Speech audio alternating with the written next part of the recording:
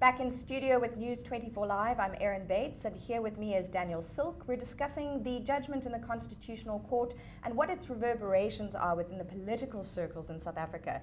Daniel, you touched on factions within the ANC, and some would say, ironically, the people responsible for working out how much money President Zuma needs to pay back are Finance Minister Pravin Gordhan and Deputy Van Rooyen. So where does that, yes, Van Rooyen. No, I'm confused. Beg your pardon, Jonas, Nkabisi Jonas. So those two people in the headlines a lot discussing issues around the Guptas, around sort of, the blurred lines between private business and government. What does this mean for the faction of the ANC that isn't that keen on President Jacob Zuma?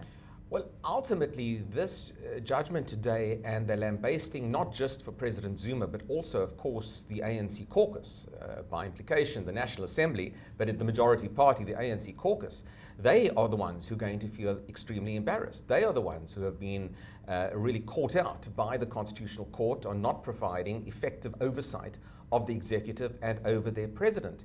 And the factions that already exist within that caucus over issues of state capture, over issues of related matters like other aspects of corrupt activity, for that matter, the spy tape saga that is still ongoing, issues surrounding future leadership and which of the factions will be predominant in choosing a future leader of the ANC. This kind of judgment simply puts further pressure on the cohesiveness of the caucus and, for that matter, the cohesiveness of the National Executive Committee of the ANC as well.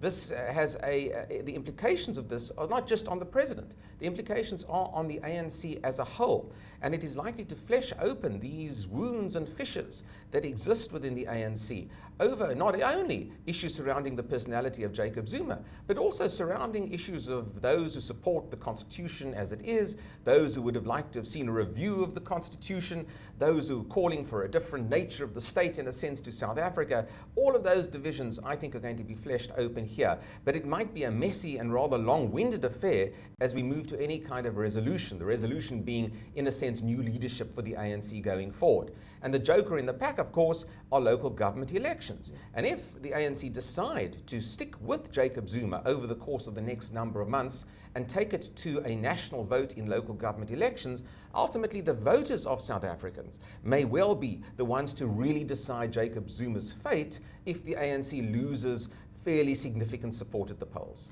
If, and that's the big question. President Jacob Zuma, a very popular leader, very kind of jovial and amiable in terms of his relationship with the public. How much does this really dent his profile as the president of South Africa? Well, I think Jacob Zuma is popular amongst a segment of ANC voters. I'm not convinced that he has broader national support in popularity terms, particularly in the urban areas around South Africa. We know that his urban support, at least the urban support for the ANC, has dropped quite substantially in recent elections.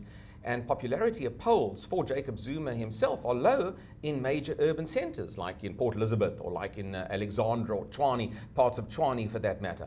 And on the basis of that, I think that the president's support has dropped and been dented significantly. But we also know that the brand of the ANC is much stronger in a sense than the brand of its president or its leader. So the ANC has the ability to reinvent itself, potentially with fresh leadership and even fresh structures going forward. But for the moment, I think the dent in the ANC's view of Jacob Zuma is enough and serious enough to perhaps prevent the ANC from winning overall control of one or maybe two major metros in South Africa. And here I'm referring particularly to the Nelson Mandela Bay Metro in Port Elizabeth and to Tshwane, where the ANC is the most vulnerable. And there, if just on those two big metros, the ANC fails to gain a majority of the vote, that could be extremely significant in guiding us as to whether President Zuma survives beyond this year or can continue on in the next few years. So really a moment of reckoning for the ANC in terms of how it chooses to respond further on the judgment from the Constitutional Court. It needs to decide in terms of what it says, the kind of message it's sending out to its voters and to the public at large on the conduct of President Jacob Zuma and indeed their executive in Parliament.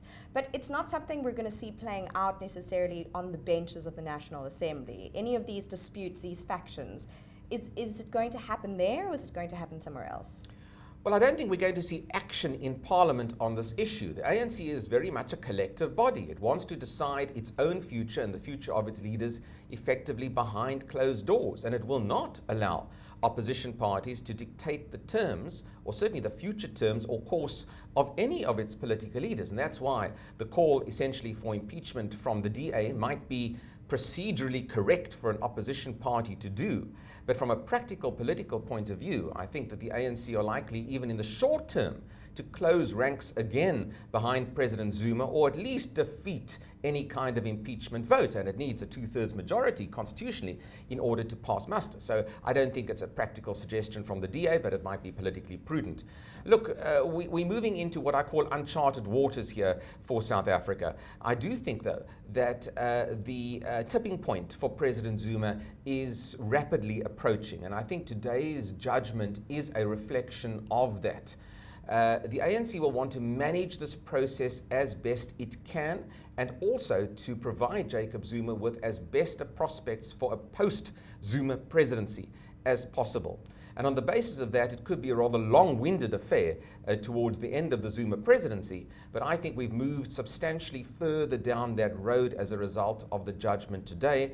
Having said that, it is a divisive issue for the ANC. The history of linkages between President Zuma and so many of senior cabinet ministers and those in the National Executive Committee, those are so binding. The coattails of President Zuma is so solid and so strong that should President Zuma fall, it could very well be like a house of cards, and many others, in a sense, a pack of cards. Many others who are linked to the Zuma coattails could find themselves in very awkward position. So establishing a modus operandi forward in terms of continuity is very important for the ANC.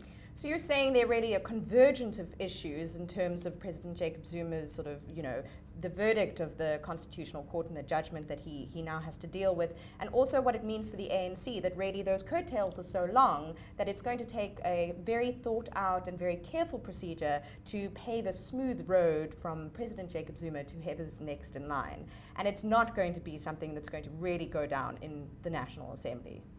No, I don't think it'll go down in the National Assembly. It'll go down behind closed doors, because ultimately, if Zuma does leave office before the end of his term, a suitable alternative has to be found. And that has to be agreed, whether it's a temporary leader like the Kgalema Motlanthe saga that we had after the Thabo Mbeki exit, or whether it's a more permanent position, perhaps towards the end of next year, and the ANC elective conference would offer a more suitable opportunity for this. In the interim, it's going to be messy. And in the interim, it could very well cause, I think, severe damage and embarrassment to the ANC. We know that the opinion polls generally for the ANC are looking poor. Political parties, opposition parties are smelling blood. And frankly, if the opposition parties can't derive benefit from what's happened in South Africa and in the hallowed halls of the ANC over the course of the last few weeks, opposition parties will find it very difficult in future. My interest over the next few weeks or months, I suppose, politically, is to see whether there's further opposition to Zuma. In other words, will there be an answer to Julius Malema's call for some sort of popular uprising or protest movement against the continued office of President Zuma?